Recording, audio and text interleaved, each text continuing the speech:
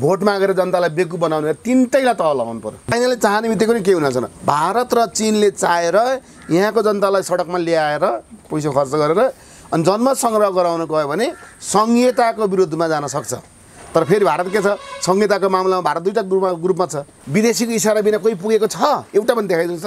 कुनै पनि व्यक्तिगत रिसिभ साधना बनाएको समीकरण धेरै दिन टिक्दैन। जो आए पनि हाम्रो लागि के छ भनेपछि अब अमेरिकी समीकरण अन्तर्गतको आउँछ, त्योभन्दा अरूको यहाँ अहिले अब परिस्थिति बिग्रिँदै गयो भन्ने तपाईँको निष्कर्ष हो। अमेरिकी समीकरण बाहिर कुनै पनि आउनेवाला छैन। नेपालको लागि छिमेकीले झगडा गर्दैन, नेपालको लागि चीनले अमेरिकाको व्यापार कोल्याप्स गर्दैन। सुन्नुहोस्, 15 सालको बीपीको सरकार अमेरिकाकै डिजाइन बनेको कुरा बुझिरहनुहोस्। नेपाली काङ्ग्रेसको महामन्त्री डाक्टर शशाङ्क कोइरालाले पनि हामी सत्तामा गयौँ भने धर्मको लागि जन्मसङ्ग्रह गराउँछु भनेर त मैसँग भन्नुभएको छ।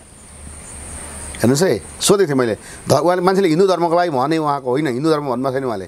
उहाँको शब्दै हो धर्मको लागि, कुन धर्म मान्ने भनेर धर्मको लागि जन्मसङ्ग्रह गराउँछु भन्नुहोस्। अब यहाँ धर्म के, हिन्दू धर्म भन्छन्। हिन्दू धर्म कहाँबाट आयो त? हाँगा सनातनदेखि चलिआएको धर्म।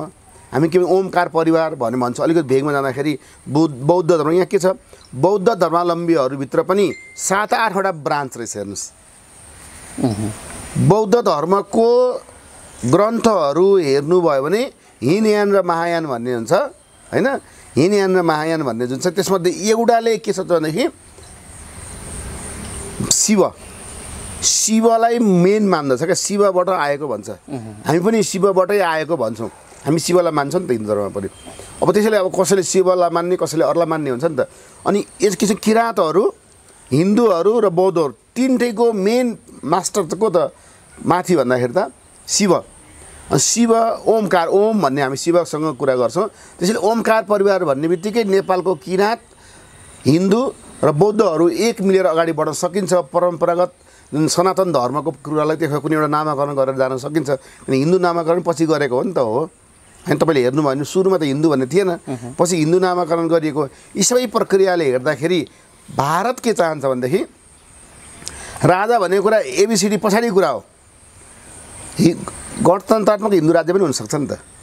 यहाँ चाहिँ हिन्दू राज्य आओस्, बरु राजा आउने नआउने कुरा यहाँको जनताले गर्नु। तर हिन्दू राज्य उसको इन्ट्रेस्ट हो। तर हिन्दू राज्यको पछि लागेर फेर पक्रेर राष्ट्रमा पनि आयो भने पनि आओस् भन्ने पक्षमा उनीहरू छन्। त्यही भएर नेपालमा हिन्दू धर्म पक्षमा बोल्ने काङ्ग्रेसभित्र को छन् त भनेर बुझ्नको लागि उनीहरू यहाँ आएका हुन्। यो एउटा पाटो हो। यो सँगसँगै नेकपा एमालेको विभाजनको विषय पनि उनीहरूको निकै चासोको विषय छ र ओलीजी विशेषतः भारतको अहिलेको संस्थापनसँग बिजेपीको लाइनसँग ओलीजी धेरै सकारात्मक हुनुहुन्छ। त्यही अन्तर्गत जलारी पनि चढाउनु भयो। त्यो जलारीभित्र के छ भन्ने अर्को अहिले भ्रष्टाचार भयो त्यहाँ पनि भन्ने कुरा त उठिराखेकै छ। तर त्यहाँ के भयो भन्ने भन्दा पनि ओलीजीको झुकाव र बिजेपीको चाहना चाहिँ लगभग मिलेको छ भन्ने खालको हिजो जुन बुझाइ थियो र त्यसैलाई प्रतिगमन हो भन्ने कुराको रूपमा व्याख्या गरेर ओलीजीलाई विस्थापित पनि गरियो। किन यो गणतन्त्र, धर्मनिरपेक्षता, सङ्घीयता यी सबै सिद्ध्याउन लाग्यो ओलीले भन्नुका पछाडि बिजेपीको लाइनसँग ओलीजी सकारात्मक भए भन्ने कुरा बाबुराम राति 12-1 बजे गएर नसुतिकन बालुवाटारमा मैले सुनाएँ भन्ने खालको कुरा जे भन्नुहुन्थ्यो। आखिरी अन्ततः कुरा यही थियो भन्ने लगभग मान्छेले बुझिसके। अहिलेको विभाजन, त्यस पछाडि ओलीजीको बहिर्गमन हुँदै एमाले विभाजन, यो कुराले पनि बिजेपीलाई कताकति छोएको छ र त्यो विषय पनि उनीहरूको एजेन्डाको विषय हो यो छलफलको भन्ने मान्छेहरू तर्क गरेका छन्। र अर्को के छ भने ओलीजी र देउबाजीको सहकार्य गराइदिएर राजनीतिलाई नयाँ कोर्समा लाने एउटा छलफल पनि चलिराखेको छ भन्ने तर्क पनि उठेको छ। यो बारे तपाईँले कसरी हेर्नु भएको छ, कसरी बुझ्नु भएको छ? एमसीसीको अलिक खुलेर बताइदिनुहोस् त। एमसीसीको सवालमा मैले पहिले पनि भनेको थिएँ, एमसीसीको सवाल जब भोटबाजीको रूपमा अगाडि बढ्छ त्यतिखेर उनीहरूको ओलीजीको र शेरबहादेवको केमिस्ट्री मिल्छ, प्रचण्डको केमिस्ट्री मिल्न छोड्छ भनेर भनेको थिएँ। त्यही देखियो अहिले। तपाईँले भन्नुभएको थियो यो कुरा? मैले भनेको थिएँ होइन, यो मैले भनेको थिएँ। त्यही भएर तर अब तपाईँले अहिले हेर्नुभयो भने यो सरकारमा उनीहरू चाहिँ के छ भने भारतको संस्थापन पक्ष प्रचण्डलाई अथवा माधव कुमार नेपाललाई यिनीहरूलाई अगाडि बढाउन चाहँदैन। तर त्यहाँ के थियो, उनीहरूलाई फेरि तर के हो, सुरुमा त उनीहरूसँग सङ्ख्या थियो, अनि फुटाउनको लागि उनीहरूले फेरि मलदल गरे के हो भारतले गरेको दुईटा फुटाउनको लागि तिमीहरूलाई दिन्छौ भने तर नियतले दिन खोजेको होइन नफुटुन्जेलसम्म दिन्छु भन्ने फुटिसकेपछि फेरि आफ्नो पासा खेल्ने भन्ने भयो। त्यसै गरी भारतले संस्थापन पक्षले माधव कुमार नेपाल र प्रचण्डलाई धोका दिएकै हो यसपालिको उसमा गेममा। तर धोका दिनु पनि के हो भने उसले धोका दिनु पनि नसक्ने के भने ऊभन्दा पनि माथि ऊभन्दा अलि पावरफुल के दियो भने अमेरिका देखियो। अमेरिकाले अलि बढी चलखेल गरेर त्यो पार्टी कम्युनिस्ट पार्टीलाई फुटाउनु पनि अगाडि बढ्यो। त्यस पछाडि विकल्प को राम्रो त भन्दाखेरि केपी ओली भन्दा अमेरिकाको लागि त शेरबहादुर देउवा राम्रो। अनि शेरबहादुर देउवै हुन्छ भने कि ठिकै छ भनेर यो सरकारलाई ढालिदियो। तर शेरबहादुर देउवा बाहेक अरू कसैको नाम त्यहाँ प्रधानमन्त्रीमा भइदिएको भए यो स्थिति अहिले आउनेवाला थिएन। यो बुझिराख्नुहोस् यसमा। त्यसैले अब शेरबहादुर देउवा आए पनि अथवा केपी ओली आए पनि घिउ कहाँ पोखियो भागमा भन्ने कसलाई भएको छ अमेरिकालाई भएको छ। अर्थात् के छ भनेदेखि चाइनाको कुरा नमानिदिने मान्छेलाई मैले लिडरमा ल्याइदिएँ भन्दैछ। तर अब यहाँ के छ विभिन्न मन्त्रालयहरूमा सभामुखमा यताउतामा त फेरि चाइना प्रभाववाला छन्। अनि उनीहरूले गर्दाखेरि के भयो एमसिसी त खुम्चियो। एमसिसीलाई अहिले उनीहरूले पाखा लगाए। एमसिसी पास हुन नदिएपछि संसदै स्थगित गरिदिए।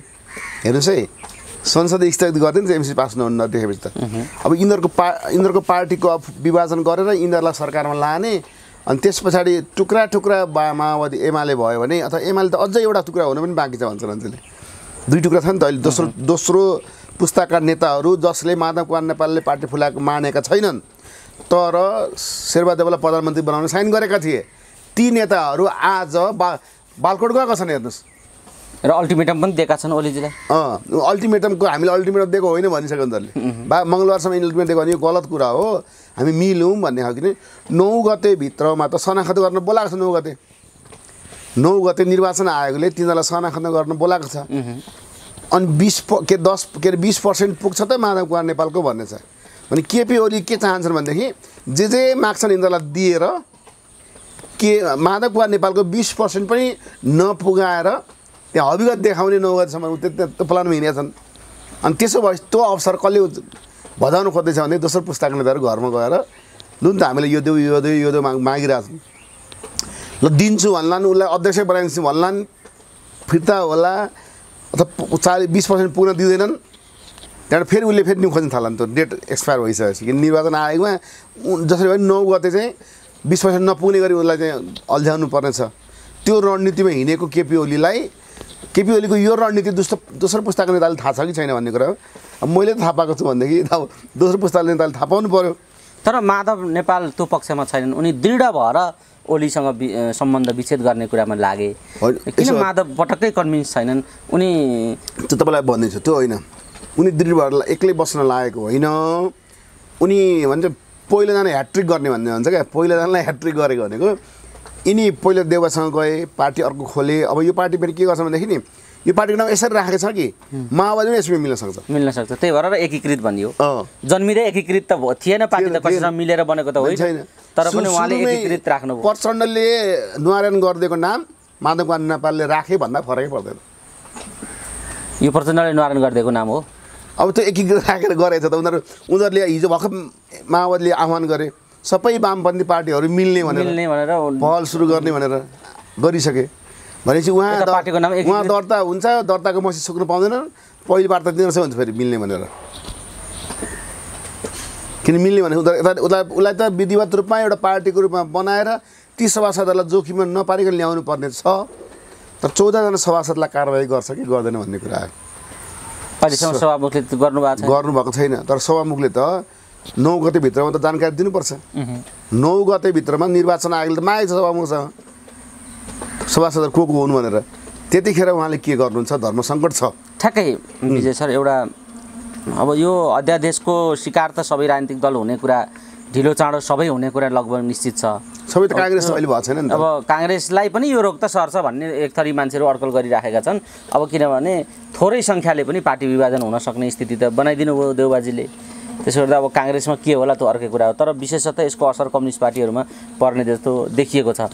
तर यस्तो नाङ्गो रूपमा अर्काको पार्टीभित्र गिजोलेर पार्टी विभाजन गर्ने खालको भूमिका जो प्रचण्डजीले गर्नुभयो एमाले गिजोल्ने भूमिका यो राजनीतिक रूपमा प्रचण्डको भूमिका कस्तो खालको हो र यसलाई इतिहासले कसरी समीक्षा गर्छ भन्ने तपाईँलाई लाग्छ बताइदिनुहोस् त। हेर्नुहोस् प्रचण्डको बाटो जुन खालको अहिले तय गर्नुभयो उहाँले, प्रचण्डको बाटो यस्तो हो। प्रचण्ड मैले भनेको थिएँ माओवादी सिङ्गल चुनाव उठेर प्रचण्ड जिता देखायो भने अनि मलाई भन्नु भनेको थियो जित्दैन भन्दैछ, मैले घोषणा गर्दैछु।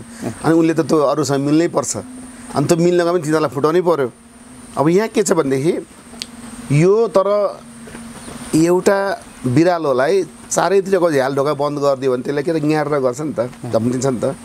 अब बिरालो रूपी भन्नु माधव कुमार नेपाललाई ङ्यारेर गर्न दिइराख्ने कि उसलाई एउटा निकास दिने भन्दाखेरि चारवटा ढोकामध्ये हेर्नुहोस् है, चारवटा ढोकामध्ये निर्वाचन आयोगको ढोका क्लोज भयो, सर्वोच्च अदालतको ढोका पनि क्लोज भयो, संसदले त स्थगित भयो होइन, संसद त स्थगित भयो, त्यहाँ पनि बाटो क्लोज भयो। बाँकी रहेको एउटा नेपाल सरकार थियो। अनि नेपाल सरकारले के सोच्यो भने एउटा गोरेटो बाटो यसलाई खोलिदिउँ नि त, यो निकास लिएर जान्छ, यो बिरालो कति किचकिच गरेर जान्छ भनेर।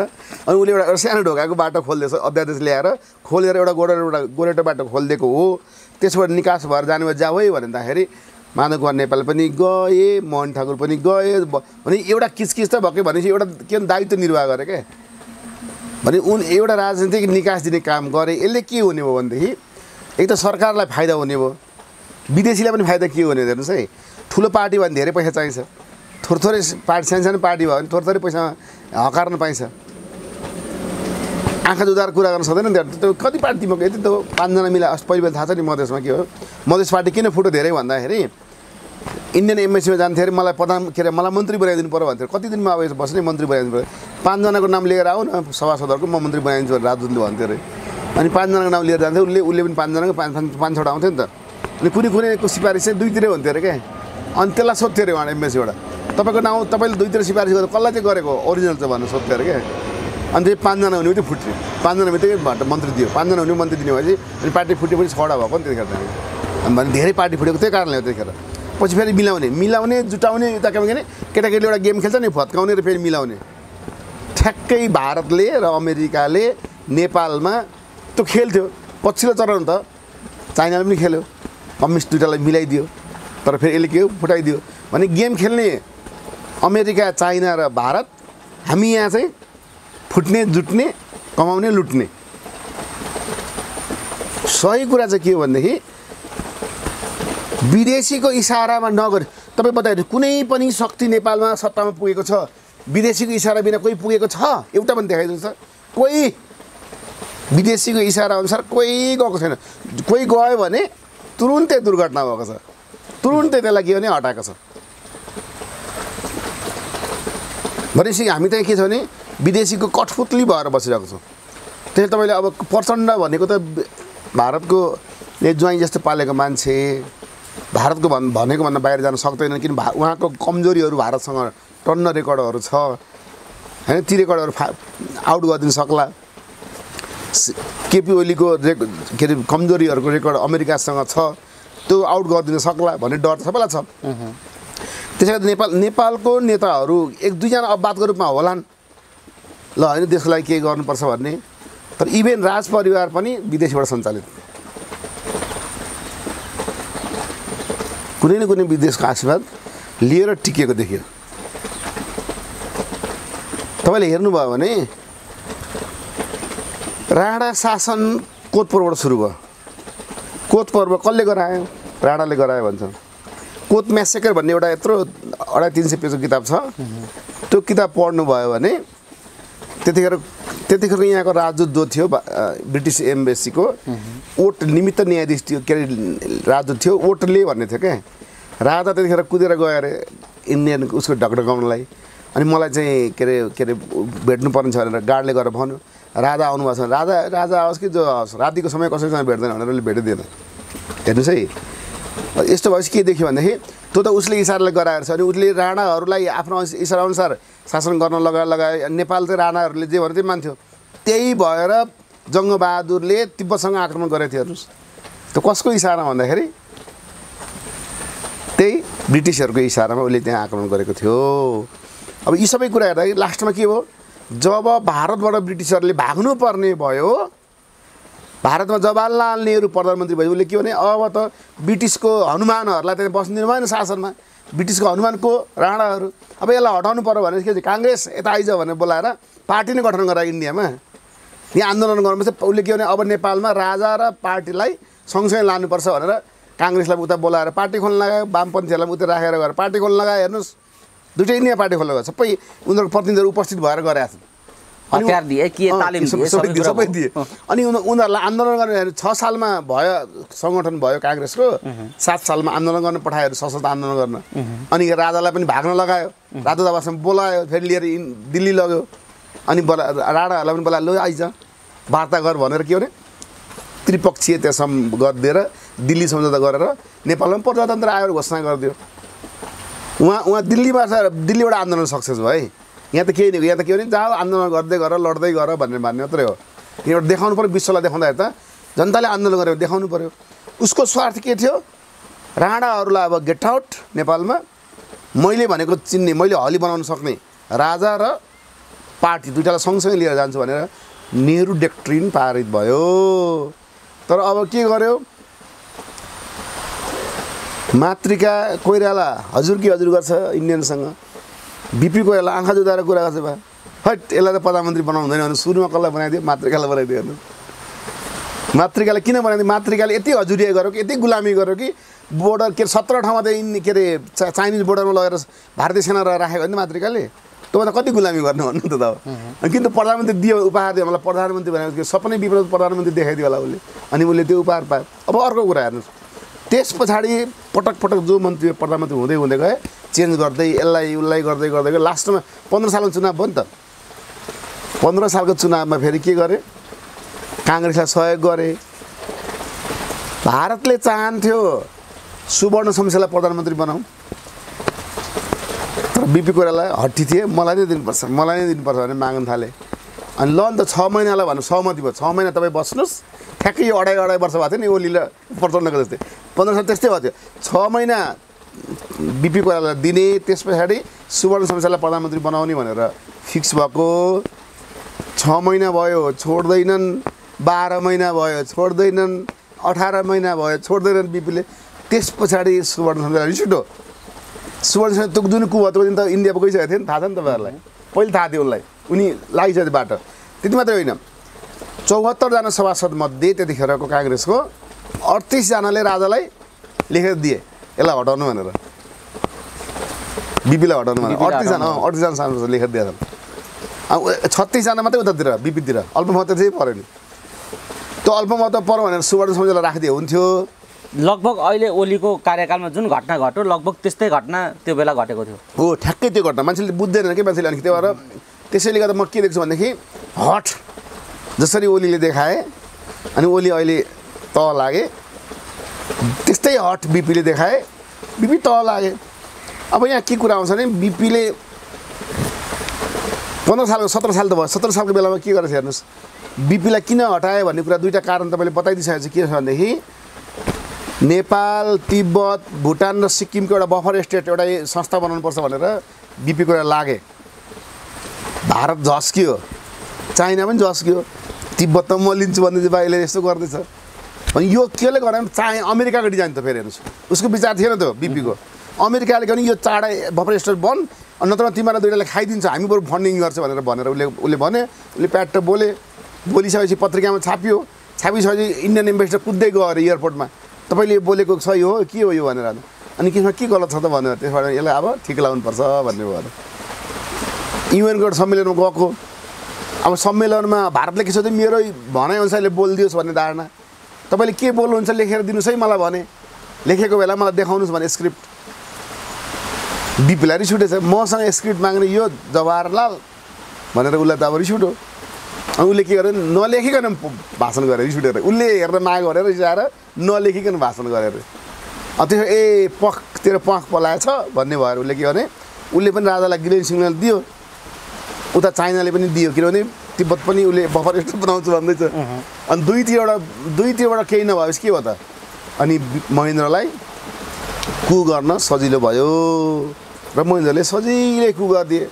इभेन मसँग अहिले घरमा पत्रिका छ हेर्नुहोस्, जुन दिन कु भएको थियो भोलिपल्टको पर्सिपल्टको भारतको पेपरमा के निक्ल्यो, सरकारी पेपरमा मैले पत्रिका किनेर ल्याएको छु, त्यो स्क्यानिङ गरेर लिएर आएको लाइब्रेरीबाट। त्यसमा लेखेको छ भारतको सभासदहरूले प्रश्न उठाएका छन् प्रधानमन्त्री नेहरूलाई के हो नेपालमा त कु भयो प्रजातन्त्र मासियो तपाईँहरू के गर्दै हुन्छ भन्दाखेरि हाम्रो लागि राजा महेन्द्र र बिपी कोइराला बराबर मित्र हुन् भन्दै छन् हेर्नु अब त्यति भने सबै चुप भयो यो सबै देखेँ के छ नि त्यतिखेर राजा महेन्द्रलाई अगाडि बढाए तर पछि फेरि राजा महेन्द्रले केही कुरा दिन छोडे अनि फेरि राजा महेन्द्रलाई तल लाउनु खोजे अब फेरि त्यसपछि पार्टीलाई ल्याए राजालाई फेरि वीरेन्द्रलाई तल लाउनु खोजे वीरेन्द्रले दिन मानेनन् त्यही भएर तल लगाए तल लाउँदा वीरेन्द्रको त्यही भयो हेर्नुहोस् त्यस पछाडि अब यो व्यापारी मान्छे हो ज्ञानेन्द्रले मानिहाल्छ भनेको यो व्यापारी पनि चाइनालाई सार्कको सदस्य बनायो भन्छ बा अनि त्यहाँ झन् उसलाई रिस उठ्यो भनेपछि यसलाई पनि ठिक लगाउनुपर्छ भनेर उसलाई पनि पदबाट हटाउन कि सबै गर्न के राष्ट्र संस्था हटाउनलाई काङ्ग्रेसलाई हतियार दिनु काङ्ग्रेसले सक्ने रहन्छ काङ्ग्रेसभित्रको जति मान्छे छन् आधा त राजावादी नै छन् भन्ने लाग्यो उसलाई इन्डियालाई अब कसलाई लगाउँदा भने एमाले लगाउँ एमाले पनि धेरै माले बनाएको राजाले बनाएको छ त्यहाँभित्र घुसपेटी छ देख्यो उसले महेन्द्रले बनाएको पनि त्यहाँ थिए नि त कम्युनिस्ट बनेका अब त्यहाँ पनि लगाउनु भएन अनि उसले के छ भने ठिक छ माओकै नाउँबाट पार्टी खोलेको माओवादीलाई पनि लगाउने अनि राजालाई हटाउने भन्ने अभियान अनि माओवादीलाई मलजल गर्यो माओवादीलाई धेरै सहयोग गरेर 10 वर्ष जनयुद्धमा नाङ्गो नाच लगाउन लगायो अब त्यो 10 वर्ष जनयुद्ध सफल भयो भन्ने छ के को सफल हुन्थ्यो प्रचण्डले बाबुराम भट्टराईलाई नथुनिदिएको भए त यी 12 बुँदे सम्झौतै हुन्थेन 12 बुँदे सम्झौता अन्तर्गत गएर नि यो डिजाइन भएर सबै पार्टीलाई एक ठाउँ मिसाइदिएर राजालाई लखेटेको हो अब भनेपछि के छ नि मोदीलाई जे चाहियो अहिले त्यही गर्न खोजेको जस्तै त्यतिखेर सोनिया गान्धीलाई जे चाहियो त्यही गरे 12 बुँदे सम्झौतामा अब यो यति कुरा गरिसके नाङ्गो नाच छ त यहाँ त्यसले हाम्रो नेपालको नेताले अब के गर्छन् भन्दाखेरि हाम्रो नेताले के गर्छन् एकपल्ट यतातिर दक्षिणतिर हेर्छन् के गरौँ है भनेर सोध्छन् कसैले उत्तरतिर हेर्छन् के गरौँ है भनेर सोध्छन् कसैले अमेरिकातिर हेर्छन् के गरौँ है भनेर सोध्छन् उनीहरूले जे भन्छन् त्यही गर्छन् किन उनीहरूको दाना पानी नै त्यहीबाट चलेको छ तर एउटै कुरा त सहमति हुने कुरा त उनीहरूले भन्दैनन् आफ्नो आफ्नो इन्ट्रेस्ट छ त्यही भएर कसरी एडजस्ट गर्छन् त एउटै कुरा एउटाले एमसीसी भन्छ अर्काले बिआरआई भन्छ अर्काले राजा र हिन्दू राष्ट्र भन्छ अब यो कसको कुरा सुन्दिने त यी दलहरूले हो यिनीहरूले के गर्नु पर्यो कसको कुरा सुन्नु पर्यो भने त्यही भएर धेरै पार्टी मुख्य ठुलो देशहरू त दुईवटा पार्टी हुन्छ नि त दुईवटा पार्टी हुँदा दुईवटा पनि पार्टी हुन किन नसक्यो भन्दाखेरि यो सबैको स्वार्थ छ युरोपियन युनियनको भिन्दै स्वार्थ छ अमेरिकाको भिन्दै छ चाइनाको भिन्दै छ यता भारतको पनि दुईवटा स्वार्थ छ फेरि एउटा अर्कै छ भनेपछि यी सबैले गर्दाखेरि आफ्नो आफ्नो विङ्सको पार्टी यहाँ खोलिरहेछन् तपाईँले एउटा गजबको कुरा सुनाइदिउँ भारतीय जनता पार्टीको नामसँग ठ्याक्कै मिल्ने गरी राष्ट्रिय जनता पार्टी भने यहाँ छ भनेपछि के त भन्दाखेरि भारतीय जनता पार्टीको भन्ने भारतीय जनता पार्टीको हिन्दू धर्म मान्ने सिद्धान्त हुन्छ नि त यता के देखिन्छ भनेदेखि नेपालमा हिन्दू धर्म ल्याउनलाई सजिलो छ जन्म सङ्ग्रह गराइदियो भने आइहाल्छ किन 80% त हिन्दू छन् 80% भन्ने 10% यताउता जाला केही होला होइन तर तपाईँले 51% ल्यायो भने पुगिहाल्छ अनि त्यो कन्फर्म छ हिन्दू धर्म आउने सम्भावना अथवा सनातन धर्म आउने सम्भावना त्यो कारणले गर्दा के देखिन्छ भनेदेखि अहिले भारतको संस्थापन पक्षले बिस्तारै आफ्नो कदमलाई अगाडि बढाएर यहाँ स्थिर वातावरण नभएको अवस्थामा यो संविधानलाई कोल्याप्स गर्न लगाएर सत्ता परिवर्तन खेलमा जर्मनसँगतिर देशलाई लाने कि भन्ने रणनीतिमा ऊ गएको छ ठिक छ विजय सर तपाईँले यो लामो एउटा उदाहरण र इतिहासको घटनाक्रमलाई समेत जोडेर यो विषयलाई प्रस्ट्याउँदै गर्दा अहिले यदि भारत बिजेपीको त्यो चाहना हो भने त्यो सँगसँगै त्यति नै पेचिलो चाहना धर्मनिरपेक्षता र सङ्घीयता र अझ जातीय राज्यकै कुरा गर्नेहरू पनि अहिले छोडेका छैनन् अहिले क्षेत्रीय पार्टीहरू केही शिथिल जस्ता भए पनि त्यहाँ मुद्दा त जिउँका त्यहाँ उठाइराखेका छन् भनेपछि हिन्दू राष्ट्र र राष्ट्र संस्था कायम गर्ने कुरा जति पेचिलो ढङ्गले उठेको छ अहिले त्यति नै पेचिलो ढङ्गले धर्मनिरपेक्षता सङ्घीयता र चाहिँ प्रादेशिक यी राज्यहरूको संरचनाको कुरा जुन उठेको छ र यो बनाउनका निम्ति जसले सबैभन्दा धेरै लगानी गरेको छ उनीहरू पनि त्यति नै सशक्त उपस्थिति छ यहाँ र यस्तै घटना यही गराउने सिलसिलामा भएको घटनाको एउटा ऐतिहासिक टिकापुर हत्याकाण्डको आज 6 वर्ष पुगेको आजकै दिन पनि सन्दर्भ जोडिन पुगेको छ हामी कुराकानी गर्दै गर्दा यो सङ्घीयता र धर्मनिरपेक्षता लागू गर्नका निम्ति माओवादी जसरी प्रयोग भए राजनीतिक दल जसरी प्रयोग भए र विभिन्न क्षेत्रीय जातीय आन्दोलनहरू जसरी विकास भए त्यसमा भएका लगानी गर्ने शक्तिहरू र अहिले हिन्दू राष्ट्र र राजा चाहने शक्तिहरूका बिचमा अर्को खालको झडपको स्थिति त अब हुन्छ होला पक्कै पनि, किन यो चाहनाले त त्यो स्थिति पैदा पनि गर्न सक्छ। भनेपछि त्यो टिकापुर हत्याकाण्डले उठान गरेको एउटा आवाज यो वा त्यो रूपमा सुसुप्त रूपमा अरू क्षेत्रमा पनि व्यापक रूपमा फैलिएकै छ, अहिले पनि जिउँका त्यौँ छ। भनेपछि अब यो मुद्दा कसरी एडजस्ट हुन्छ र यो घटनालाई तपाईँले त्यो पाटोलाई तपाईँले कसरी हेर्नु भएको छ? अब के सम्भव छ त भन्ने मेरो क्वेसनको आशय के सम्भव छ त भन्ने। अब सम्भव गराउनलाई मान्छेको मुभमेन्ट 10 वर्षमा मान्छेको दिमाग चेन्ज गर्न सक्छ नेपालको? 10 वर्ष लाग्छ चेन्ज गर्न। माओवाद कुन 10 वर्षमा लगाएर पुरा चेन्ज गरेर एकपल्ट बहुमतै ल्याइसकेको थियो नि त। कुनै पनि 10 वर्षमा त्यो हुन्छ। थारूहरूको आन्दोलन 6 वर्ष भयो तपाईँले भनेको आज 7 गते। अब त्यो आन्दोलनलाई मैले के देखेँ, त्यो आन्दोलनको बिउ जबसम्म रेशम चौधरी जेलमा भइरहन्छन् तबसम्म त्यो आन्दोलनको कथा आइरहन्छ। तर उनलाई छोडिदियो भने सरकारले, किन उनको दोष त्यहाँ छैन। दोष के छ भने उनले सङ्गठन गर्नको लागि त्यहाँ कार्यक्रम बनाउनलाई गरिदिए, तर उनी आफै इन्भल्भ भएर गोली हानेको छैन। त्यो भिडमा गोली हानेको छ अथवा कसैलाई भालाले घोपेर मारिएको छ। त्यो मान्छे त्यहाँभन्दा 45-46 किलोमिटर परतिर नै त्यतिखेर त्यो दिन बसेको, उनको टेलिफोन ट्रेस यताउता उनी बसेको सबै प्रमाण थाहा छ सबैलाई। तर यहाँ के छ भनेदेखि नेपाल सरकार के छ भने नेपालको राजनीतिक शक्तिले प्रहरीलाई अथवा सुरक्षा निकाय र न्यायालयलाई प्रभावित पार्न सक्छ भन्ने उदाहरण त्यो टिकापुर घटना हो। यदि राजनीतिक शक्तिले निष्पक्ष गर्दै हो है भनिदिएको प्रहरीलाई त्यो घट्नै हुन्थेन। राजनीतिक शक्ति पेल्न जान थाल्यो। के कुरा भनेदेखि जस्तै सुदूरपश्चिम भनेर एउटा प्रान्त बनिसकेपछि, प्रदेश बनिसकेपछि थारूहरूले त पाएन। नपाइसकेपछि थारूहरूले त केही गरेको थिएन।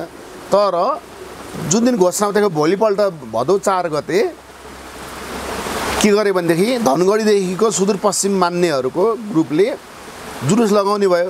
धनगढीदेखि अत्तरियासम्म 10 किलोमिटर, अत्तरियादेखि 10 किलोमिटर पूर्वसम्म जुन हाइवे छ नि त्यहाँसम्मबाट 20 किलोमिटरको रेन्जमा जुलुस लगाउने फिक्स भयो। सिडिओले पनि त्यहाँदेखि त्यहाँ जानु, उतातिर चौधरीहरूको एरियामा नजानु, रिसाएको बेला फेरि मारपिट हुन्छ, आफ्नो एरियामा गर्नु भने उसले ओके भने त्यहाँसम्म गए। तर उत्तेजित भिडले हामी त धेरै भेला भयौँ भन्ने हुन्छ नि त। अनि उनीहरू त भित्रै चौधरीको गस्तीमा पस्यो। अब जहाँसम्म डेडलाइन तोकेको थियो अथवा जहाँसम्म अन्तिम रेखा तोकेको थियो सीमा तोक्दै सिडिओ कार्यालयले त्यसलाई पनि उनीहरूले उछिनेर गए। सबैले राति के बिहान के सुने समाचारमा सुनेको थियो नि, यहाँदेखि यहाँसम्म त्यो जुलुस आउँछ भनेको थियो नि त। अनि त्यति भने यो गाउँ पनि आउँछ भने उनीहरू त्यस्तै तयारी गरेर बस्थ्यो होला। तर गाउँमा त आउने कुरा थिएन। सिडिओले राम्रो काम विवेक पुर्याएर कुरा गरेको थियो। तर भिडलाई त रोक्न सकेन कसैले। भिड त गयो। भिड सँगसँगै प्रहरी पनि सुरक्षामा गएको थियो। त्यो भिडलाई कुनै हक्की पुरुषहरू 6-8 जना थारूहरूले के गरेछ भने रोकेछन्। यत्रो हजारौँको भिड छ, 8 जना रोके के हुन्छन्। रेडियोमा हामीले सुनेको सिडिओले त्यहाँसम्म मात्रै जानु तपाईँलाई भने यहाँ कहाँ आएको हेर्नु चाहिँ भनेकै त्यही अरे क्या। सिडिओले तपाईँलाई फल्ना ठाउँदेखि फल्ना ठाउँ मात्रै भनेको थियो। तपाईँ यो एरियामा कि यो एरिया त हाम्रो हो, तपाईँ किन आउनु यहाँ? सिडिओले नदिएको आश्रय उल्लङ्घन गरेर आउनु, तपाईँ फर्किनुहोस् भनेर। अब जोसमा कसैले फर्किन्छ त्यहाँ कसलाई कन्ट्रोल गर्न? उनीहरू ती 4 जनालाई भक्कु कुटे। 4 जनालाई मात्रै कुट्दाखेरि त अरू पनि त्यहाँ जागे। त्यहाँ भएको मोटरसाइकल, त्यहाँ भएको ट्र्याक्टर, त्यहाँ भएको 35 वटा जुन पसलहरू थियो नि, बजार थियो, 9 वटा पसल के रहेछ भनेदेखि थारूहरूको रहेछ। तोकी थारूहरूको पसल जलाएर हेर्नुहोस्। उसको पुलिसहरू त्यहाँ मुखदर्शक भएर बस्यो हेर्नुहोस्। त्यस पछाडि त्यो त आक्रोश भएपछि के भने कन्ट्रोल गर्न सकेन।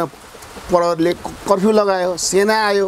हेर्नुहोस् 4 गते भयो, 5 गते भयो, 6 गते के गर्ने, 2 पक्ष राखेर बैठक गराइदिएछन्। आफ्नो कार्यक्रम गर्ने, शान्तिपूर्ण कार्यक्रम गर्ने, एकअर्कालाई झडप नगर्ने भन्ने खालको सहमति त गराइदिए। तर 7 गते 11 बजे उनीहरूले यो एरिया चाहिँ हाम्रो भनेर जुन तोकेका थिए थारूहरूले, त्यो एरियामा 9 वटा ब्यानर बनाएको रहेछन्। हेर्नुहोस् त्यो ब्यानरलाई टाङ्ने पूर्व पश्चिम उत्तर दक्षिण 4 किल्ला भएर उनीहरूले बनाएका रहेछन्। त्यो ब्यानर टाङ्नलाई पहिलो ब्यानर टाङ्ने बित्तिकै झडप सुरु भएछ। किन यहाँ ब्यानर टाक्छ भनेर प्रतिवाद गर्न आएछन्। जहाँनेरि ब्यानर टाक्दै थिए दशा त्यही दिन के लाग्यो भनेदेखि जुन घरको नजिकको त्यो उसमा बजारमा भने टाङ्न खोजेको थियो नि, त्यही घरमा एकजना बच्चाको त्यहाँ मृत्यु भयो। त्यहाँ ठेलमठेला भयो, प्रहरीले गोली चलायो अथवा भिडबाट अरूले पनि चलायो कि के गरे, किनभने अब प्रतिवेदनमा थाहा हुन्छ लागेको प्रतिवेदन छ। अनि त्यो बच्चालाई गोली लाग्यो, बच्चा मरिन्। होइन बच्चा मरिसकेपछि के भनेदेखि झन् उग्र भयो। त्यस पछाडि के भयो, हुल त आयो थारूहरूको पनि कोही हुल कुनै पुलिसको चौकले पूर्वको लखेट्यो कसैले पश्चिम लखेट्यो कसैलाई कता लखेट्यो चारैतिर लखेट्दाखेरि के भने जो मेन एसएसपी थिए तिनको पिस्तोल त झरेछ अथवा कसैले निकाल्दैछ हेर्नुहोस् है एसएसपी उस पनि हतियारबिन भयो उनलाई भालाले गोपेर मारेछ हेर्नुहोस् अनि मैले भने त त्यसो त एउटा नियत मान्छेलाई मार्न त भएन तर त्यहाँ के भन्छ भने एकजना थारू समुदायकै प्रहरीलाई पहिलोपटक त्यहाँ मारिएको छ त्यहाँनिर अथवा थारू समुदायको त म थारू हुँ म मिलाउँछु अघिबाट अनि हामीलाई यता थारूले कुरो त थारू भयो भन्छस् भने पुलिसभित्रैबाट उसमाथि प्रतिकार भयो भनिन्छ होइन अब त्यो पनि लाल प्रतिवेदन लाल आएको प्रतिवेदन होला यी सबै भइसकेपछि के भने ताकि हेर्नुहोस् है जो त्यत्रो भिडमा 10-20 हजारको भिडमा ताकि प्रहरीहरू नै मर्नु भनेको त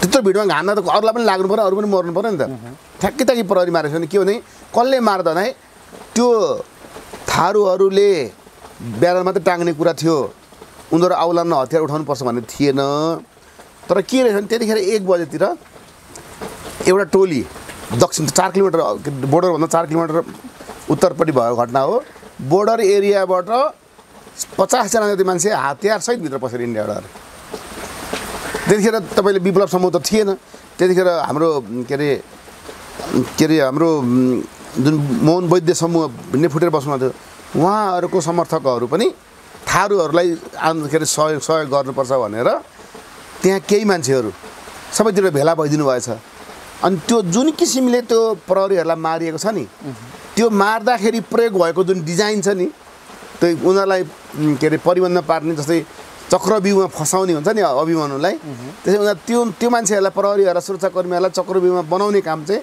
चक्रव्यूहको जुन घेरा बनाउने काम चाहिँ ठ्याक्क माओवादीले पहिले जसरी गर्थ्यो ठ्याक्कै त्यो स्टाइलले गर्यो भन्दाखेरि त्यो 50 जना इन्डियाबाट आएका मान्छे यताको माओवादीको मान्छेहरू भनेपछि घुसपैठ भयो त्यसभित्र त्यो कसैको के स्वार्थ थियो कसैको के स्वार्थ थियो अनि कसैलाई मार्ने भने अझ तपाईँले हेर्नुभयो भने के देखिन्छ भनेदेखि त्यो घटनामा को मरेछ भन्दाखेरि भीम रावलको संरक्षकको रूपमा काम गर्ने कुनै प्रहरी अथवा पिउसोको रूपमा बसेको हाम्रो शेरबहादुर बागमा बसेको मान्छे ती प्रहरी त्यहाँ गएर तिनीहरू टाकी तिनीहरूलाई गोली हानेको छ अरे भनेपछि त्यहाँ के दियो भने यहाँ उच्छृङ्खलता पैदा गराउने र अस्थिर वातावरण भएपछि हामीलाई फाइदा हुने भनेपछि यो मलाई के लाग्छ भने यो इन्डियाको काम हो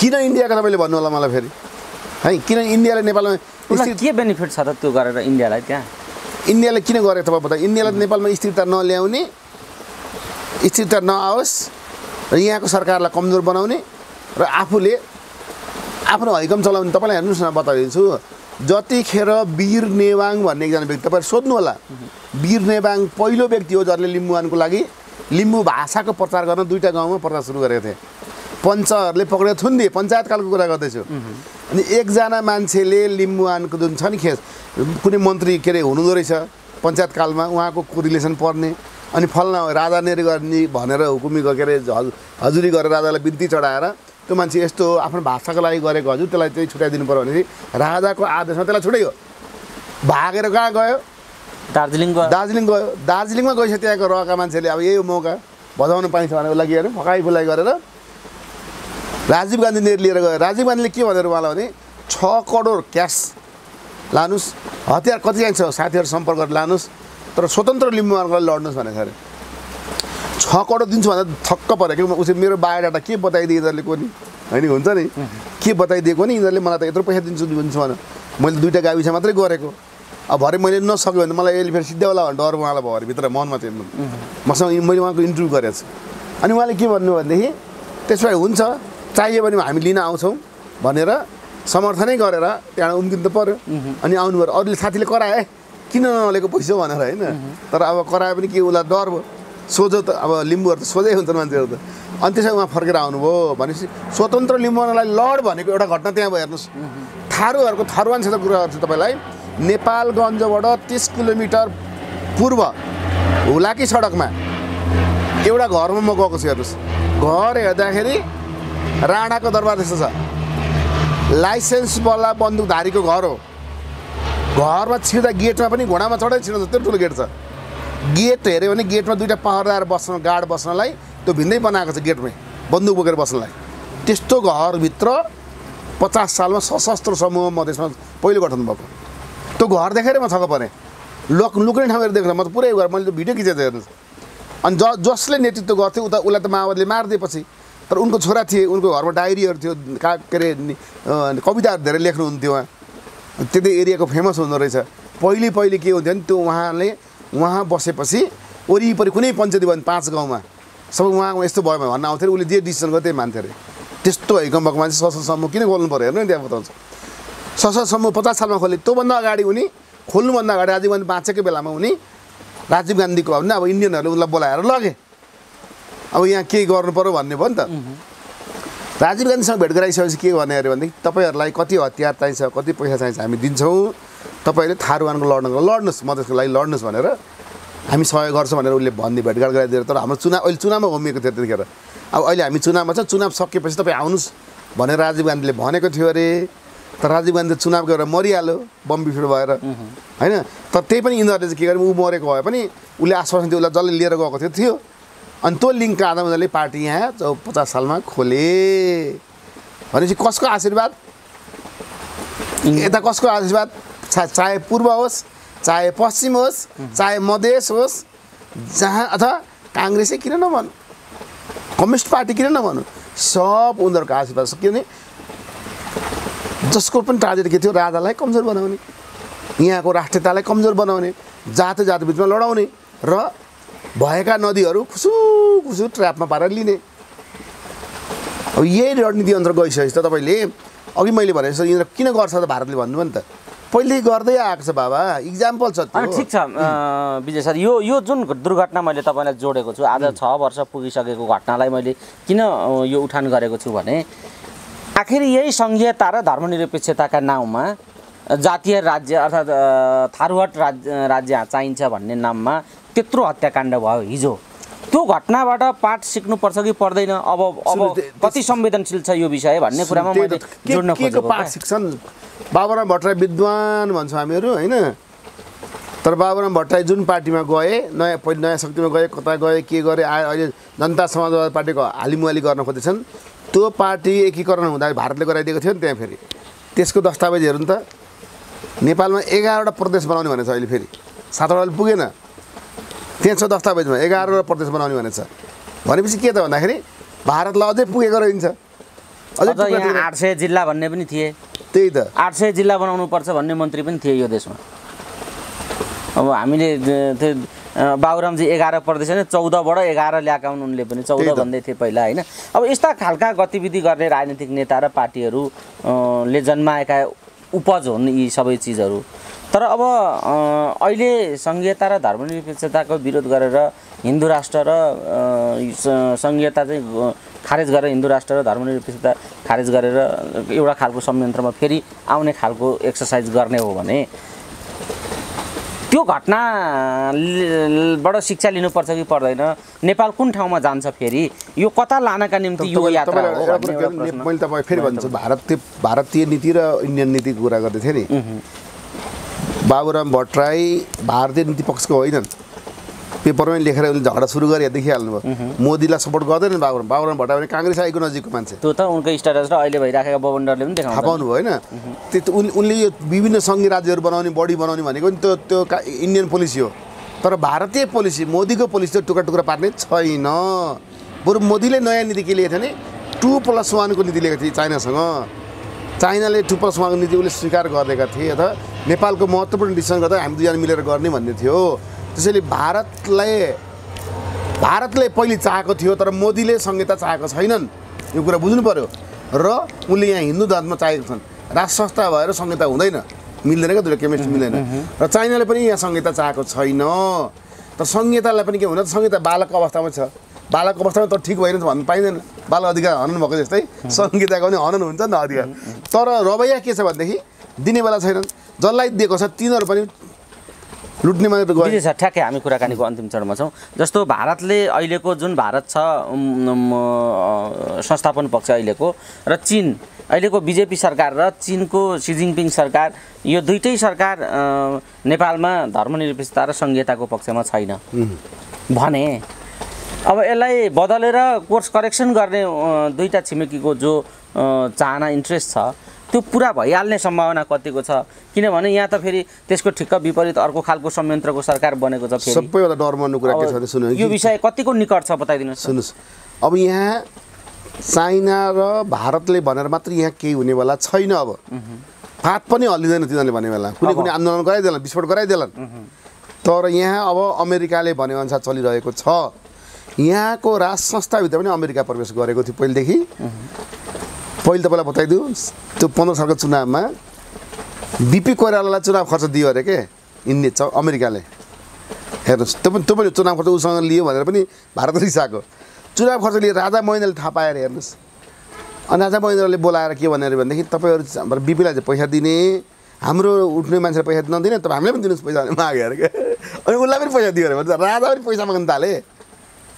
हुँदा हुँदा राजा व्यापार गर्न थाले। अब के गर्नु छ अब तपाईँले हेर्नु, व्यापारी राजा होइन त ज्ञानेन्द्र सरकार भनेको एकदम। उहाँ त अनि भनेपछि अब व्यापार पनि कालो धन्दामा आरोप पनि लाग्यो। त्यही त अब त्यो गर्दा के देखिन्छ भने नेपालमा साँच्चीकै एउटा राजाको विशेषता भएको हुन्छ। राजा हिन्दू धर्म त राजाको जुन विशेषता तोकिएको छ नि त, त्यो विशेषता भएको मानिसहरू कोही छ त राजपरिवारभित्र भनेर। त्यही भएर मैले पारसलाई पनि राजा हुने योग्य छैन भनेर सबैले भनिन्छ, उसले आफैले भनिसक्यो। ज्ञानेन्द्रमा पनि राजा हुने क्षमता रहेनछ भन्ने कुरा त त्यो बालककालमा पनि आकस्मिक ल्याएर राखिदिएको रहेछन्। पछि पनि उनले आफू राजा मान्छे अध्यक्ष भएर बस्यो हेर्नु न, मन्त्री परिषदको अध्यक्ष भएर बसे बुद्धि भएको हो त। उनले आफू अध्यक्ष भएर उपाध्यक्ष दुईवटा बनाएनन् होइन, कृतिन्द्र विष्ट र तुलसी गिरीलाई, जसका कारण आज राज संस्थै सिद्धियो। राज संस्था सिद्धियो भने मैले के सोचेको छु भनेदेखि मैले चाहिँ हेरेको ठिकै छ हिन्दू धर्म ल्याउने भने राज संस्थाको विशेषता बोकेको, राज संस्थाको चाहिँ विशेषता हुन्छ, राजाको चाहिँ विशेषता हुन्छ, त्यो विशेषता परिपक्व भएको। जहाँ दर हत्याकाण्ड हुँदाखेरि कुनै पनि उसमा नरहेको, बच्चा पनि नरहेको भन्नु भर्खर जन्मिएको अथवा देखिन पछि जन्मिएको हृदयेन्द्र जो छ, हृदयेन्द्रलाई अलिकति पाठ सिकाएर अलिकति राज हुन्छ। जस्तै पृथ्वीनारायण शाहलाई के गरेको थियो भनेदेखि नि, पृथ्वीनारायण शाहलाई राजकाज योग्य बनाउनलाई धेरै मिहिनेत गरेको थिए राजपरिवारले र अरू मान्छेहरूले। अनि उसलाई राजाको विशेषताहरू उसमाथि घुसाएर गरे। जबकि तपाईँले हेर्नुभयो भने अरू भाइहरूमा त्यस्तो हुँदैन। कति तपाईँ रणबाज शाहहरू कस्तो खत्तम, सुरेन्द्र कस्तो थिए होइन, प्रताप सिंह शाह पनि कस्तो थिए। यी सब राजाहरूको हेर्दाखेरि के देखिन्छ भने पृथ्वीनारायण शाह किन हक्की भयो त भन्दा उनलाई त्यसै किसिमको वातावरण हुर्काइयो। त्यसै गरी म के भन्छ, हृदयेन्द्र अहिले 20 वर्ष गएका छन्, अहिले अमेरिका पढ्न गए। यो राजनीति बुझ्न लगाउनु पऱ्यो। राजनीतिलाई परिपक्व बनाएर राज संस्थालाई सेरोमेली रूपमा राख्नको लागि उनलाई दिनु पऱ्यो। ज्ञानेन्द्रलाई अथवा पारसलाई दिएर फेरि उही त देखले कन्या, हाम्रो के मधेसमा के भन्छ भने देखले कन्या देखले बर भन्छ क्या। भने देखेकै त हो त्यो बेहुली पनि, देखेकै त हो त्यो बेहुला पनि भनेको। हामी नदेखेको हो र ज्ञानेन्द्रको शासनकाल देखेको भने मुन्टो मात्रै हल्लाएर बसिरहन्थ्यो नि त। अहिले पनि मुन्टै हल्लाइरहेको छ। त्यही भएर मैले त अहिले त कुम्भकर्ण जस्तो दिइरहेको छ भन्छु मैले। राजनीतिक के अरे उहाँले के भन्छ, धार्मिक गतिविधि र सामाजिक गतिविधिमा म लाग्यो भने मख परेको होला। राजनीतिक गतिविधिमा लागेको छैन। राजनीतिक गतिविधि जबसम्म लाग्दैन भने तबसम्म नेपाल राज संस्था फर्किँदैन। किनभने नेपालको राज संस्थावादीहरू मैले हेरेँ, धेरै देखेँ, 50, 60, 100 वटा ग्रुपहरू छ। कुनै पनि ग्रुपले कुनै पनि अर्को ग्रुपलाई अस्तित्व स्वीकार गर्दैनन्। मै ठुलो, मै लाउँ, मै खाउँ, सुख सबल मै गरौँ भन्ने खालको स्टाइलका नेताहरू भएपछि त्यो राज संस्थाको भ्यागुतोको धार्नी कहिले पुग्दैन त्यसो भयो भने त। ती सबैलाई मिलाउन पनि के गर्छ, पहिले गिरिजाप्रसाद कोइराला के गर्थे, काङ्ग्रेसभित्र 2टा 3टा चाडा गुटो हुन्थ्यो, तर सबैलाई उसले मिलाएर राख्यो भने त के अन्तिममा डिसिसन गर्नु उसलाई पनि आपसमा झगडा गऱ्यो, उसले मिलाउँथ्यो। ज्ञानेन्द्रले पनि के गर्नु पऱ्यो भनेदेखि राजा ज्ञानेन्द्रले पनि यदि आफ्नो पुस्ताभित्र अथवा राज संस्थालाई फर्काउनलाई नातिको लागि होस् न, राज संस्थालाई फर्काउन चाहन्छन् भनेदेखि उनले राजनीतिमा सक्रियता देखाउनु पर्छ र त्यो फाटोमा बसेका राजाको पक्षका मान्छेहरू छ तिनीहरूलाई बोलाएर यसो चिया पार्टी होइन, चिया गफ बोलाउने, कहिले कहिले के भन्ने, यसो तिमीहरूले यसलाई चाहिँ नेता मान्ने है भनेर भनिदिने। अनि त्यसको नेतृत्व तिमीहरू सबै मिल न अहिले भनेर त्यसरी कुरा गरिदिने गऱ्यो भने त्यो एउटा पावर भएर आउँछ। किन एउटा कुरा तपाईँले के विचार गर्ने, भारतले, चाइनाले अथवा अमेरिकाले यहाँ खुसुक्क आएर यो गर भन्दैन उनीहरूले।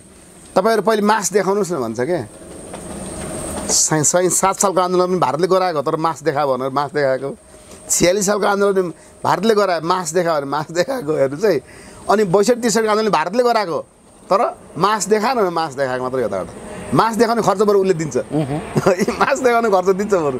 त्यसले के देखिन्छ भने त्यो मास देखाउनु पर्नको लागि पनि उनीहरूले के गर्नु पर्ने, एकजुट बनाउनु पर्ने हुन्छ होइन भनेदेखि अरूले ल्याइदिएर र म गर्छु ल भनेको त कस्तो मलाई तपाईँलाई अझ मैले त कुम्भकर्ण भन्ने राजालाई अर्को तपाईँलाई सुनाइन्छु हाम्रो गाउँ जुन ठाउँमा म जन्मेको थिएँ त्यहाँ एकजना एकदम भने 3-4 बिघामा मकै खेती गर्नुहुन्थ्यो है अनि मकै जब सुगाले खाने बेला हुन्थ्यो नि त अनि मकै धपाउनु जानु के अरे सुगा धपाउनु जानुहुन्थ्यो होइन उता धपायो उता उसले उता गएर बसिदिन्थ्यो उता गएर धपायो यता आएर यता बस्यो सुगा त्यही भएर सुगाले जिस्काएको जस्तो रिसाएर उहाँ के हुने भने घरमा आएर सुत्नु भयो अनि हामीले गएर सोध्यो के भयो किन सुत्नु भएको सुगाले मलाई टेरेन भन्नुहुन्छ सुगाले मलाई कम्ती एउटा ढ्याङ्ग्रो ठोकेर गरेर गर्नुपर्छ नि त एउटा होइन अनि सुगाले मलाई टेरेन भनेर घरमा आएर सुत्दिनु भयो क्या अनि हाम्रो राजा ज्ञानेन्द्र पनि त्यो सुगाले टेरेन भने हाम्रो गाउँले दाइ सुते जस्तै निर्मल निवासी त सुतेको त छैनन् भन्ने कुरा मेरो प्रश्न हो ठिक छ विजय सर हामी कुराकानीको अन्तिम चरणमा छौँ जस्तो यो कैलाली टिकापुरको घटना छ यो इतिहासमा नबिर्सिने एउटा घटना छ धेरै घटना भए यस्ता हत्या हिंसाका तर अपराधीहरूलाई दोषी लाई कारबाही गर्ने कुरा अहिलेसम्म भएको छैन जस्तो जनयुद्धकै युद्ध अपराधका मुद्दाहरू जस्ताको तस्तै छन् कसैलाई पनि न्याय प्राप्त भएको स्थिति छैन दोषीहरूलाई कारबाही गरिएको छैन मधेस आन्दोलनमा उपेन्द्रजी मन्त्री खाएर हिँडिराख्नु भएको छ प्रचण्डजी प्रधानमन्त्री भएर पार्टी फुटाएर विभिन्न गर्दै हिँड्नु भएको छ अब थारू हट आन्दोलनको एउटा मान्छे जो तपाईँले निर्दोष भन्नुभयो अब दोषी भनेर थुनिएको छ रेशम चौधरी त्यसमा रेशम चौधरी मात्रै थिएनन् त्यत्रो घटना रेशम चौधरी एक्लैले घटाउन सक्ने कुरा भएन तर त्यसका अन्य दोषीहरूलाई किन कारबाही भएन र रेशम चौधरीलाई मात्रै थुनिएको छ यो विषय बताइदिनुहोस् त यस्तो के हो भने नेपालको जति पनि आन्दोलन हुन्छ नि मैले टिकापुरको हेर्दा मैले टिकापुरको समग्र सुरुदेखि अन्तिमसम्म बुझ्दाखेरि के देख्छ नि रिसाएको बेला झोकेको जसले पनि जे पनि डिसिसन गर्छ हेर्नुहोस् है प्रहरी पनि आत्मरक्षालाई जे पनि गर्नुपर्ने हुन्छ आत्मरक्षा त गर्नु पर्यो नि त मलाई कुट मलाई मार म प्रहरी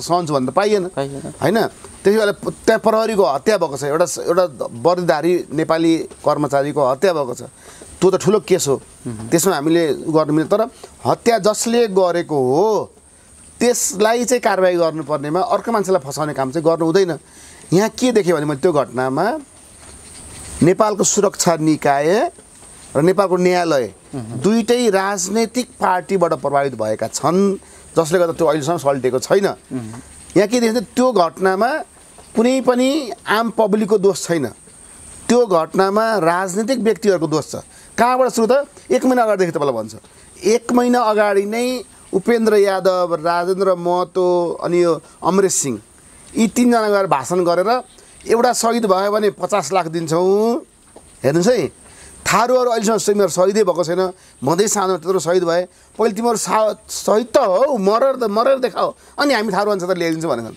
मार पैसा चाहिन्छ भने हामी दिन्छौँ भन्दै छैन उकास्छ छन् रगत तताउने काम हिटलरले जस्तो गरे हेर्नुहोस् त्यो हिटलरको अधिनायकवाद जस्तो कुरा गरे अनि त्यो भएपछि के भने त्यतिखेर त त्यो कार्यक्रममा नि ट्र्याक्टर मान्छेहरू त थारूहरू त्यहाँ आएका थिए ती सबैले घर घर सुने कथाको रूपमा गयो 50 लाख दिन्छ अरे एउटा भनेपछि अनि मान्छे सुनिनु भएको भयो नि त अनि तिमीहरू एउटा मान्छे मर त्यस पछाडि तिमीहरूलाई म थारूवन पाउँछु भने मान्छे मर्नु पर्ने रहेछ हामीलाई पहिले भन्थ्यो नि चुरा पठाइदिन्थ्यो अरे के तपाईँले यो 47 सालको जनआन्दोलन जुन भयो 46 सालको त्यही एउटा एरियामा जुलुसै नलाउने अरे अनि अर्को जुलुस अर्को एरियाले के गर्थ्यो चुरा पकाएर पठाइ तिमीहरू के अरे नामर्द भयो भनेर चुरा लगाएर बस भनेर चुरा पठाइदिन्थ्यो अरे अनि त्यहाँबाट मान्छे केटाहरू निक्ले फेरि जुलो लाउँदै हाल्थ्यो कि हामीले यस्तो भयो त्यस्तो तिनीहरूलाई तिमीहरू नामर्द भयो तिमीहरूले मर्नुपर्छ भनेर उकास्ने को त भन्दाखेरि यो त्यही उपेन्द्र यादव राजेन्द्र महतो लगायतका भयो भने त्यहाँबाट सुरु भयो गल्ती हो राजनेताको गल्ती त्यस पछाडि गल्ती के भयो ठिक छ उनीहरूले समग्र थारूवानलाई एउटा पार्टी त बनाएन ल ठिक छ त्यसमा उनीहरू हारे तर जसले जित्यो जसले उत्सव मनायो तिनीहरूलाई जहाँसम्म तोक्ने ठाउँ त्यहाँसम्म मात्रै बस्नुपर्छ नि त अनि तिनीहरू हौसियार किन त आउनु पऱ्यो भने उनीहरू न्यु खोज्न आएको बैल मुझे ढान भन्ने एउटा हुन्छ नि त मलाई आएर हान भनेपछि उनीहरूले मुठभेड गर्न खोजेका रिस साध्न खोजेको यो रिसले के गर्यो भने त्यो जसले नेतृत्व गर्यो त्यो जुलुसको त्यो त नेताहरू थिए ती नेताहरूको कमजोरीले गर्दा भिडले जे पनि गरिदिन्छ मैले एकपल्ट गाउँमा एउटा प्रहरीसँग झगडा परेँ वनपालेसँग बन्दुकधारी थियो अनि सबैले उसले कुट्छ गाउँको मान्छे सबैलाई ऊ एक्लै बिचारा अनि खोलामा थियौँ के ढुङ्गाले चाहिँ नहान है भनेको त झन् ढुङ्गाले हान थाल्यो भने सम्झाएको जस्तो भन्छ बिर्स कसैले ढुङ्गातिर ध्यान दिएकै थिएन अनि ढुङ्गाले नहान है भनेको त झन् ढुङ्गाले भङ्की झन्डै मरेको त मान्छे हेर्नुहोस् है अनि मैले सोध्छु क्या त्यो भएर किन भिडले जे पनि गरिदिन्छ त्यो भिडलाई कन्ट्रोल गर्न नसक्ने भएपछि भिडको नेतृत्व गरेर किन हिँड्नु भन्ने नेताहरू गल्ती भयो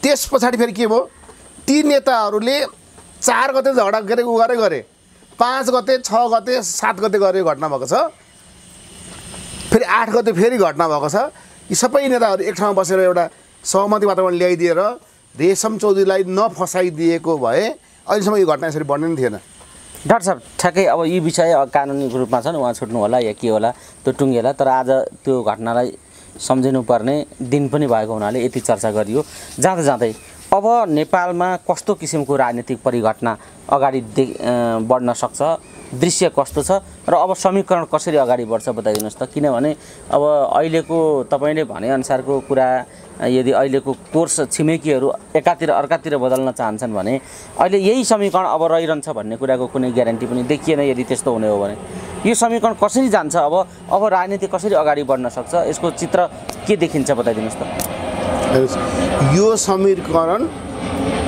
3 जनाको हटले आएको 3 जना को भन्दाखेरि प्रचण्ड माधव कुमार नेपाल उपेन्द्र यादव तिनीहरूलाई व्यक्तिगत रिसिभी साधना आएको समीकरण कुनै पनि व्यक्तिगत रिसिभी साधना बनाएको समीकरण धेरै दिन टिक्दैन है यी 3 जना नै फेरि के छ भने तपाईँले हेर्नुभयो भने 3 जनाको व्यक्तिगत रिसिभी पछाडि विदेश लाग्दैन नि त विदेशी शक्ति त यी 3 जनाको पछाडि त तत्काल लाग्ने त्यो निकास खोज्छ उसले मैले के देखेँ भने चाहे केपी ओली हुन् चाहे शेरबहादेउपा हुन् चाहे राष्ट्र संस्थाको शक्ति होस् राष्ट्र संस्थाको शक्ति भन्दै चाहिँ मैले हिन्दू धर्मको शक्ति कुरा गरेको छैन मैले राष्ट्र संस्थाको शक्ति यो तीनटै धेरै वर्ष अगाडिदेखि नै अमेरिकाको आशीर्वादबाट चलिरहेको रहेछ भन्ने कुरा म अहिले भर्खर बुझ्दैछु भनेपछि अमेरिकाले जे डिजाइन सोचेको छ नेपालमा राष्ट्र संस्था आउने नआउने हिन्दू धर्मलाई कति डिग्रीमा ल्याएर राख्ने भारतको प्रभावलाई कति समय यहाँ अगाडि बढ्न दिने चीनको प्रभावलाई कति समय यहाँभित्र पस्न दिने यी सबै कुरा अब अमेरिकाको डिजाइनमा छ र नेपालको धेरै छन् राज संस्थाहरू 100 वटा भन्दा बढी छ नि ती सबैले जसलाई मियो मानेका छन् उसले पनि अमेरिकासँग आशीर्वाद लिन्छ भने त गएन खेर भनेपछि यो अमेरिकाको चालबाज अमेरिकाको एमसीसी पास नहुनु ऊ पनि रिसाएको छ हैन त अमेरिकाको एमसीसी पास ऊ पनि छ एकपल्ट भङ्ग गराएँ के गराएँ त्यहाँ पनि भएन अब त ऊ देउबा आयो अब त होला भनेको त्यहाँ पनि भएन भने के भने ऊ पनि अहिले रिसाएको बेला छ अमेरिका पनि अहिले के गरौँ भने स्थिति त छैन त्यसले गर्दा के देखिन्छ भने यस्तो अवस्थामा बरु राज संस्थालाई ल्याइदिएर यहाँ अधिनायकवाद डिक्टेटरसिप ल्याइदिएर भए पनि एमसीसी चाहिँ पारित गरेर आफ्नै पक्षको मान्छेलाई उसले यहाँ सत्तामा ल्याउन चाहन्छ विकल्पमा हेर्नुहोस् ज्ञानेन्द्र आए पनि उसकै पक्षमा आउने हो ओली आए पनि उसकै पक्षको हुने हो शेरबहादेव भए पनि उसकै पक्षमा त्यसले जो आए पनि हाम्रो लागि के छ भनेदेखि अब अमेरिकी समीकरण अन्तर्गतको आउँछ त्योभन्दा अरूको यहाँ अहिले अब परिस्थिति बिग्रिँदै गयो भन्ने तपाईँको निष्कर्ष अमेरिकी समीकरण बाहिर कुनै पनि आउनेवाला छैन अहिले यस्तो अब अमेरिकाले के डिजाइन गरेको छ भन्ने कुराको मैले भन्दा अमेरिकाको नजिक भएका मान्छेहरूलाई सोध्यो भने थाहा हुन्छ यस्तो खालको शक्ति केन्द्रको चेपुवामा परिसकेपछि अब रियाक्सन कस्तो हुनसक्छ कि अब छिमेकी पनि त चुप लागेर त बस्दैनन् होला तल्लो लेभलमा मान्छे कराउँछन् छिमेकी पनि ब्यालेन्स मिलाउँछ नेपालको लागि छिमेकीले झगडा गर्दैन नेपालको लागि चीनले अमेरिकाको व्यापार कोल्याप्स गर्दैन नेपालको लागि चीनले भारतसँग व्यापार गरेर कोल्याप्स गर्दैन यो व्यापार चल्छ के तिनीहरूको त किन उसँग अरबजनाको व्यापार छ उता अरबको सङ्ख्या छ उता बढी व्यापार नेपालमा के व्यापार हुन्छ उसको त्यसले नेपालले चीनसँग मलाई देला हजुर चीनले मेरो संरक्षण गरेर गलत वाहियात कुरा चीनले नेपाललाई व्यापारिक दृष्टिकोणले फाइदा भने गर्छ जस्तो अमेरिका एक्टिभली विगतभन्दा फरक तरिकाले नेपालमा सरकार नै आफै बनाउने ढङ्गले अब समीकरण नै आफ्नो समीकरण बनाउने ढङ्गले आयो भने त्यसको रियाक्सन त केही त होला नि त इन्डिया र सुन्नुहोस् 15 सालको बीपीको सरकार अमेरिकाकै डिजाइन बनेको कुरा बुझिरहनुहोस् हेर्नुहोस् है अमेरिकाकै डिजाइन बनेको बुझिरहनुहोस् है त्यस पछाडि माओवादीलाई तलाउन खोज्यो माओवादीलाई आतङ्ककारी होइन भनेर प्रमाणित गरेर दिन कसले गरेको सुरु गरेको थियो रोकादी त तपाईँ सुन्नुहुन्छ कहानी अनि माओवादीले पनि हामीलाई के सहयोग गर्छ त्यता गए त्यस पछाडि तपाईँले हेर्नुभयो भने 46-47 सालको जुन आन्दोलन पछाडि जुन भयो हेर्दा तपाईँलाई के लाग्यो भारतले गर्यो तर जब अहिले मोदी आयो 2014 त्यस पछाडि यता पहिले उनले भारत मार्फत गर्थ्यो तर अब अहिले आएर के गर्न थाल्यो भारत मार्फत होइन ऊ डाइरेक्ट आफै गर्दैछ त्यसैले जहिलेसम्म मोदीसँग उसको केमिस्ट्री मिल्दैन भारत र अमेरिकाको मोदीको कारणले केही केमिस्ट्री मिलेको छैन त्यस कारणले गर्दा उसले आफै हस्तक्षेप गरिरहेछ त्यसले गर्दा तपाईँले के देख्छ भने भारतले चाहने बित्तिकै पनि यहाँ केही हुनेवाला छैन र चाइनाले चाहने बित्तिकै पनि केही हुने छैन हो एउटा विकल्प के छ भने भारत र चीनले चाहेर यहाँको जनतालाई सडकमा ल्याएर पैसा खर्च गरेर अनि जनमत सङ्ग्रह गराउन गयो भने संहिताको विरुद्धमा जान सक्छ तर फेरि भारत के छ संहिताको मामलामा भारत दुईटा ग्रुपमा छ संस्थापन पक्ष संहिता हटोस् भन्ने चाहन्छ